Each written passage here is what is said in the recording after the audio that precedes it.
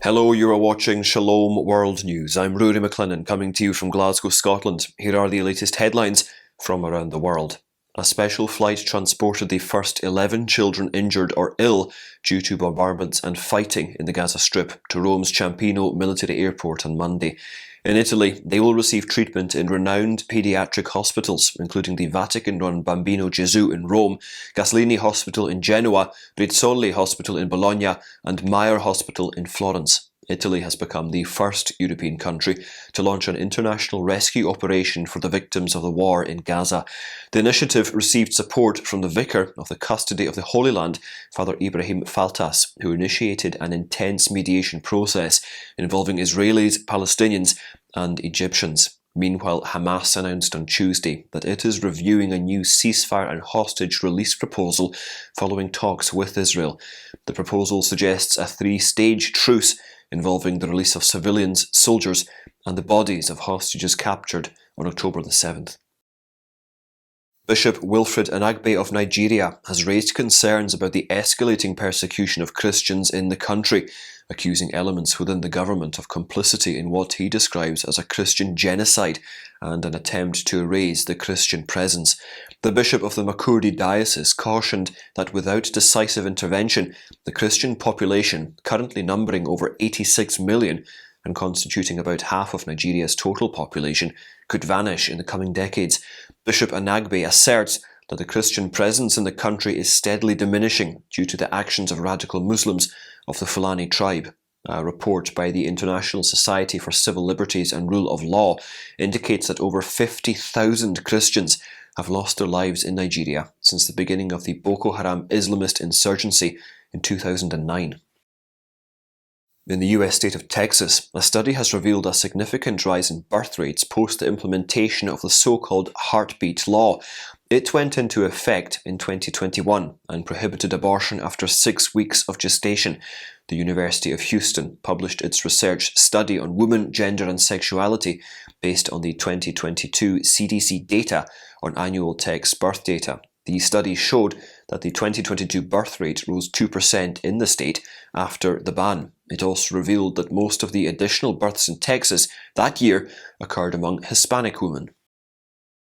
In his monthly prayer intention for February, Pope Francis has urged the Catholic Church to pray for those who are terminally ill and for their families. The Holy Father stressed that every sick person has the right to medical, psychological, spiritual, and human assistance, even when there is no chance of a cure. He emphasized that palliative care plays an important role in providing medical treatment as well as emotional support to the terminally ill. Underscoring the role of the family of the sick, the Pope reminded that suffering individuals should not be left alone in their moments of difficulty. 2 people were killed and 5 others wounded in fresh clashes between rival ethnic groups in India's northeastern state of Manipur. Violence broke out in Kutruk village in the Impal West district, resulting in fatalities. This comes as 2 groups representing the Meitei and Kuki communities strengthened their calls for action from Manipur's government. More than 200 people have died as a result of the continuing clashes that started in May last year. Since January 16th, 9 people have been murdered, including 2 law enforcement personnel, and many more have been wounded in several Manipur districts. The United States is taking new steps to thwart the Islamic State's attempt to expand its self-declared virtual caliphate. On Tuesday, Washington, D.C. revealed sanctions against 2 Egyptian nationals who are suspected of having trained IS officials in cybersecurity for transferring funds via cryptocurrency and increasing their recruitment efforts. The Treasury Department said the sanctions would disrupt ISIS's ability to move funds. Sanctions were also levied against a Turkey-based financial facilitator to IS operatives in Syria. Maryland's bishops have voiced their opposition to physician-assisted suicide as the state's General Assembly makes a move to legalize the practice. The bishops, including Baltimore Archbishop William Lowry and Cardinal Wilton Gregory of the Archdiocese of Washington, issued a statement underscoring the value of every human life. The bishops claim that advances in medical treatment and pain management ensure comfort and better quality of life to terminally ill people without resorting to assisted suicide. The bishops also said that the draft legislation fails to offer sufficient protections while vulnerable people are at risk of exploitation. The legislation is scheduled for a hearing in early February.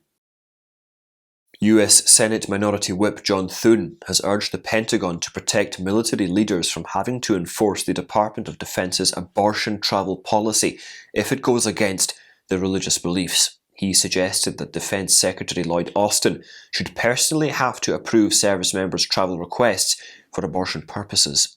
Thun argued that as military leaders already face significant challenges, they should not be further burdened by being forced to implement the Biden administration's abortion leave and travel policy.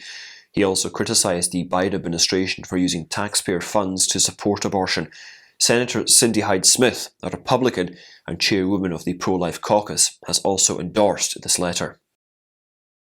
The Catholic University of America has dismissed a professor for inviting an abortion advocate to a classroom to share her experiences with psychology students. The professor, identified as Melissa Goldberg, had invited Rachel Carbonneau, the founder and chief executive officer of the doula company Family Ways, to the class on January 23rd. The university's president, Peter Kilpatrick, stated that they began the investigation after hearing about the speaker and subsequently removed the professor as the content of the class did not align with the mission and identity of the university. He also emphasised the institution's commitment to upholding the truth of the human person and protecting human life from conception to natural death. Bishops in France expressed their solidarity with the country's farmers who are protesting against the government.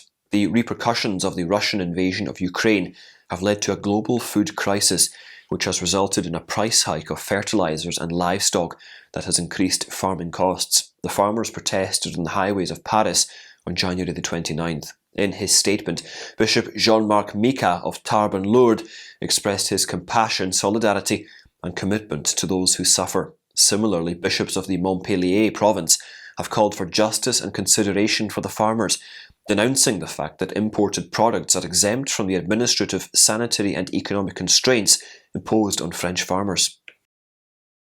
Lawmakers of the US state of West Virginia have introduced a House bill that would make schools and libraries criminally liable for obscene content. According to the state code, obscene materials are those that feature or describe sexually explicit content.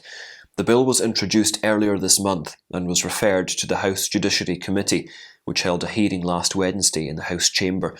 During the hearing, various books were cited as examples of literature featuring sexually explicit content at school libraries. This month, Wood County Schools officially removed such books after it was challenged to do so. Cardinal Stephen Chow of Hong Kong has urged Catholics and Anglicans to display greater unity in their individual and collective missions. He exhorted both ecclesial communities to be Jesus' partners individually and collectively, instead of engaging in unwanted competitions. The Cardinal was speaking to an ecumenical gathering during a liturgy on January the 28th as part of the Week of Prayer for Christian Unity in England. Duluth Diocese priest Father Mike Schmitz, renowned for his popular religious podcasts, is encouraging participation in the National Eucharistic Congress, scheduled to take place in Indianapolis from July the 17th to the 21st. In a video posted on the Facebook page of the National Eucharistic Revival, Father Schmitz highlighted the 5-day opportunity to have your faith renewed and to renew a connection with the Lord. An estimated 80,000 Catholics are expected to gather in Indianapolis for the Congress, an event dedicated to reviving faith in the real presence of Jesus in the Blessed Sacrament. The event, scheduled to be held at Lucas Oil Stadium, marks the culmination of the National Eucharistic Revival Initiative, launched by the United States Conference of Catholic Bishops on the Feast of Corpus Christi in 2022. The Congress features an impressive lineup of speakers, including Father Schmitz himself, Word on Fire Ministry founder Bishop Robert Barron, and Focus Ministry founder Curtis Martin. And those are your latest headlines. Do join us again tomorrow for more, and do remember you can always visit swnews.org for more updates. Shalom.